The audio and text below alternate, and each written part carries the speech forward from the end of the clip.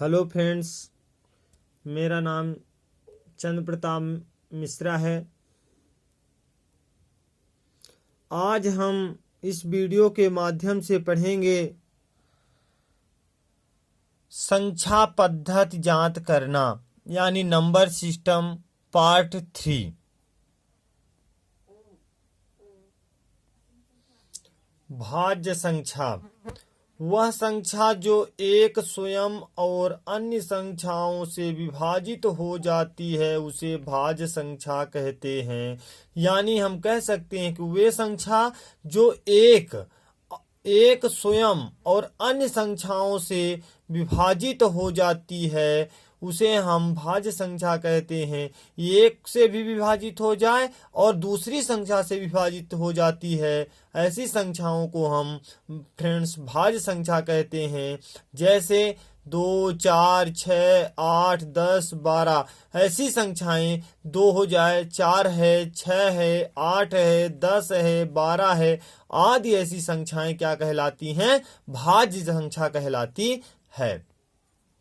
अभाज्य संख्या वे संख्या या संख्याओं का समूह जो एक और स्वयं के अतिरिक्त किसी अन्य संख्याओं से विभाजित नहीं होता उसे अभाज्य संख्या कहते हैं। वे संख्याएं या संख्याओं का समूह जो एक और स्वयं के अतिरिक्त किसी अन्य संख्याओं से विभाजित नहीं होता उसे अभाज्य संख्या कहते हैं। जैसे हम इसको ये भी कह सकते हैं कि एक से ही डिवाइड होगा या तो फिर स्वयं संख्या से डिवाइड होगा, ऐसी संख्याओं को हम अभाज्य संख्या कहते हैं।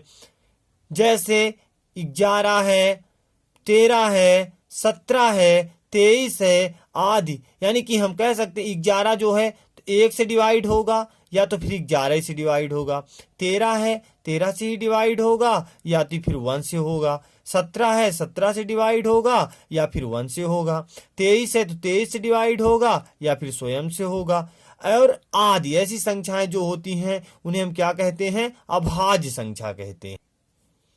परिमेय संख्या जिस संख्या को PQ के रूप में प्रदर्शित किया जा सकता है उसे परिमेय संख्या कहते हैं।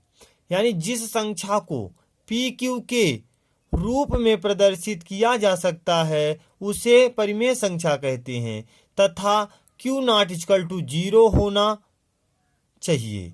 जैसे 3/0 को नहीं लिखा जा सकता, यानी इन्फिनिटिव का मतलब होता है अनंत संख्याएं, यानी इन्फिनिटिव का मतलब होता है अनंत संख्याएं, यानी अनंत लिखा जा सकता है।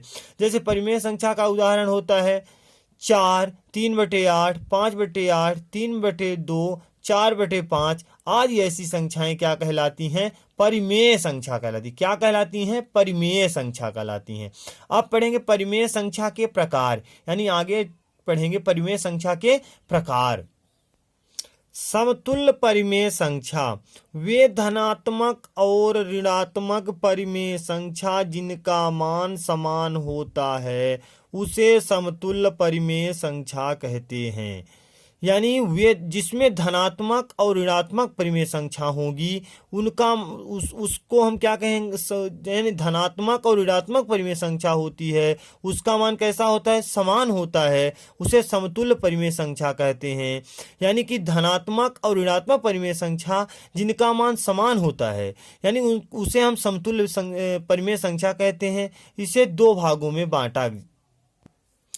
धनात्मक परिमेय संख्या यानी पहला है धनात्मक परिमेय संख्या वे परिमेय संख्या जिनका मान धनात्मक होता है उसे धनात्मक परिमेय संख्या कहते हैं।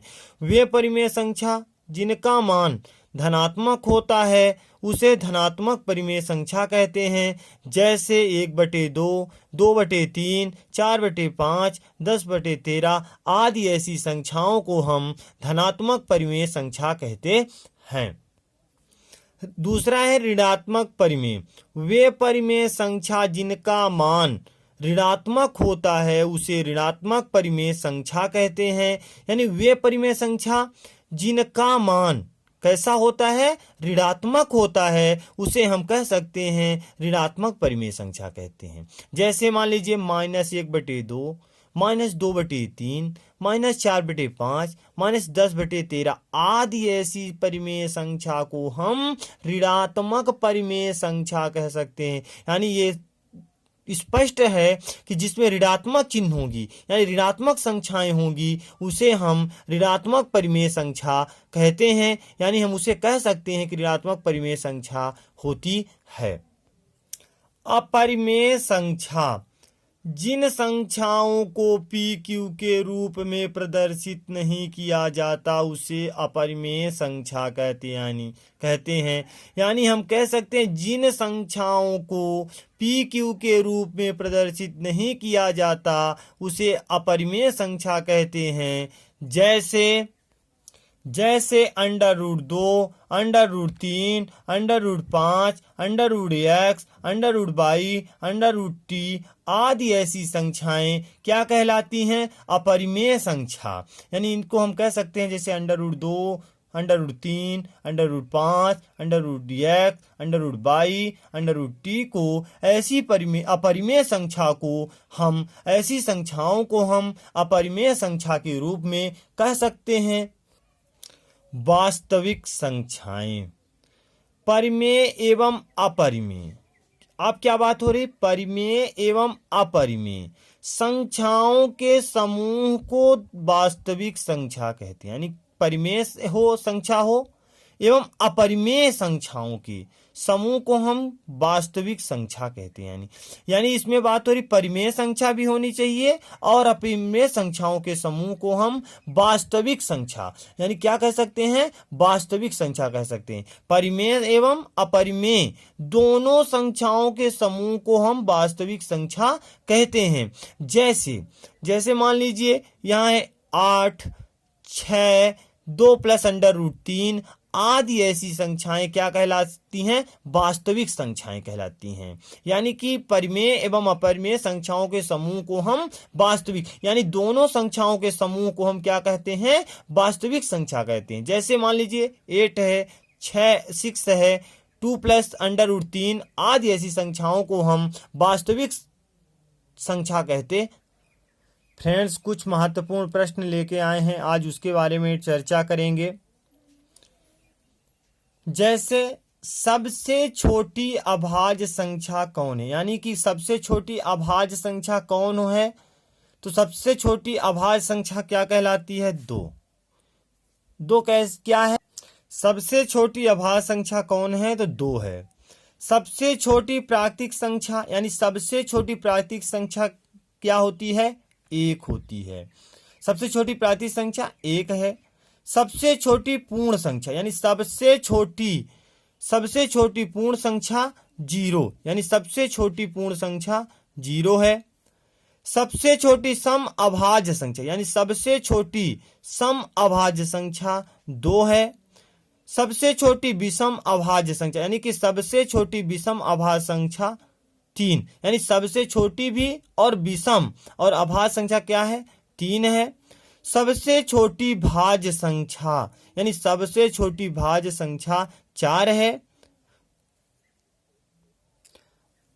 आप लोगों को यदि वीडियो पसंद आया हो तो लाइक, सब्सक्राइब और शेयर, अधिक से अधिक लोगों को शेयर कीजिए। आज की क्लास यहीं से समाप्त बंद की जा रही है। कल सभी को 9 बजे लाइव आना है। थैंक यू दोस्तों।